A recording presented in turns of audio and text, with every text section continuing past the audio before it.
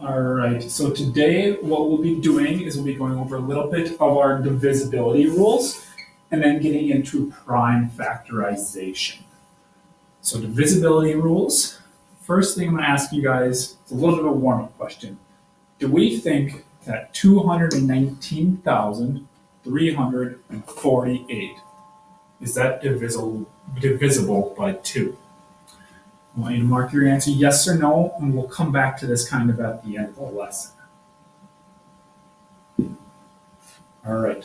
So divisible, the definition for that is a number is divisible by another number if you can divide it up into equal parts without a remainder.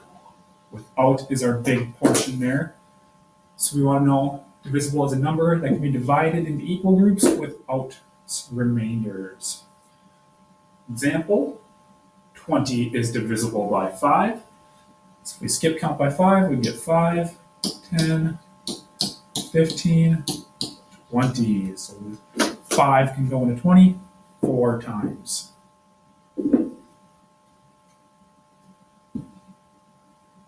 So our divisibility rules cheat sheet.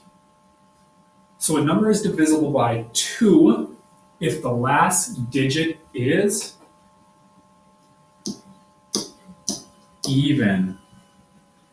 And then a number is divisible by 5 if the last digit is a 0 or a 5. And then lastly, a number is divisible by 10 if the last digit is a 0. So you kind of see there's some similarities between the 5 and the 10. So if something ends in a 0, you can tell it's divisible by both 5 and 10. So let's get some examples of some numbers that are divisible by 2. So we know a number is divisible by 2 if the last digit's even. So I think that 248 could be an example because 8 is an even number. Give me one more example of a number that is divisible by 2. One more that I can think of could be 26, because the 6 is our last digit and it's an even number. Let's come up with a few examples for 5. So 5, we know it's divisible by 5, the last digit is 0 or 5. 255 could be an example. Now you give me an example of a number that's divisible by 5. It's got to end in a 0 or a 5. How about 300? 300 ends in a 0, so we know it's also divisible by 5. And lastly, a number is divisible by 10 if it ends in a 0, or if the last digit is a 0. So 1. Red number's not working. 100 could be an example. Give me an example of a divisible number by 10. We could do 1,000 because the last digit is a 0. So we're going to remember this chart and we're going to practice it on some of these problems. Is this number divisible by 2? And our number is 258. Well, remember, a number is divisible by 2 if the last digit's even. I see that 8 is even, so this number is divisible by 2. Is it divisible by 5? Look at our chart. Does it end in a 0 or a 5? No, so it's not divisible by 5. How about, is it divisible by 10? Well, is the last digit a 0? No, it's not. So 258 is only divisible by 2. I want you to practice this one. So is it divisible by 2? Is it divisible by 5? And is it divisible by 10? So let's start with our 2's. Is the last digit an even number? A 0, 2, 4, 6, or an 8?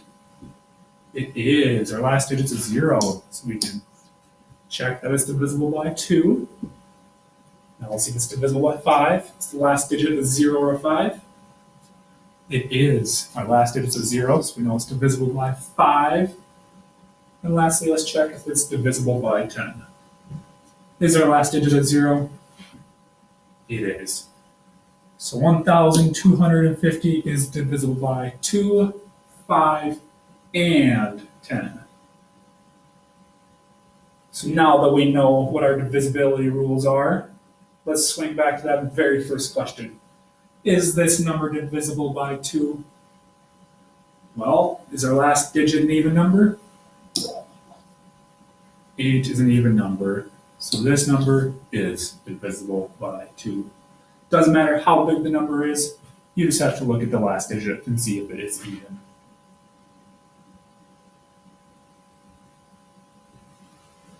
So some prime factorization. We know that every product has at least 2 factors. When we do prime factorization, we are going to factor the numbers down into only prime numbers. So we're going to factor it all the way down into only prime numbers. And here's a little bit of a list of some of the prime numbers we'll be using. The main ones we'll be using in today's lesson will be 2, 3, and 5.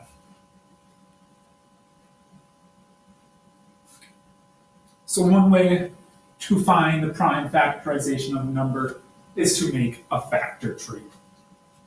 And what a factor tree is we are factoring out the number 20 into only prime numbers.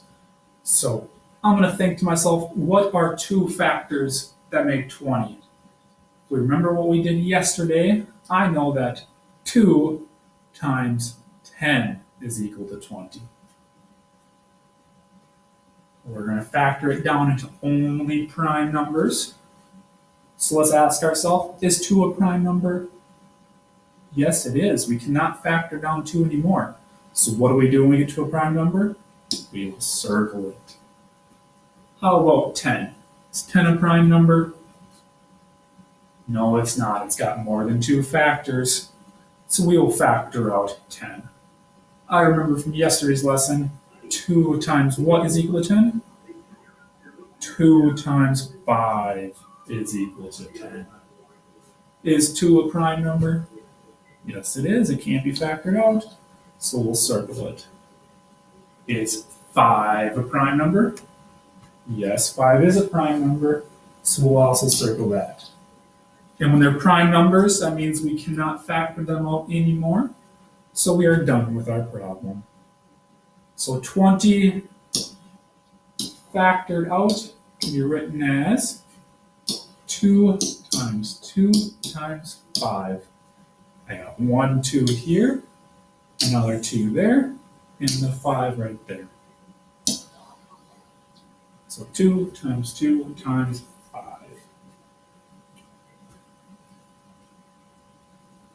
Let's practice 24. We're going to factor this out into only prime numbers, so we will start with an easy one. Let's start with 2. 2 times what number is equal to 24?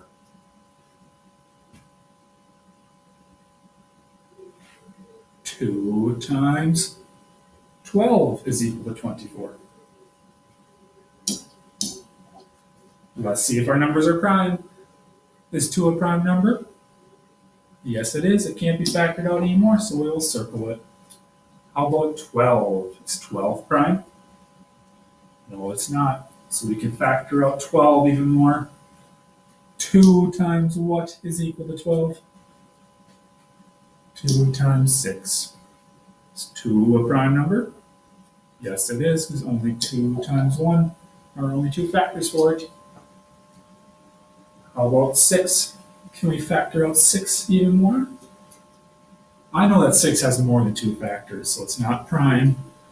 So 2 times what is equal to 6? 2 times 3. And our last step, is 2 a prime number? Yes, it is. Is 3 a prime number? Yes, it is. It only has 2 factors. Now we need to write out all of our prime numbers. See 1, 2 here, so 2 times another 2 times another 2 times 3. So 24 factored out into only prime numbers can be written as 2 times 2 times 3. All right, nice job. Check in again next week, and we will do more on prime factorization.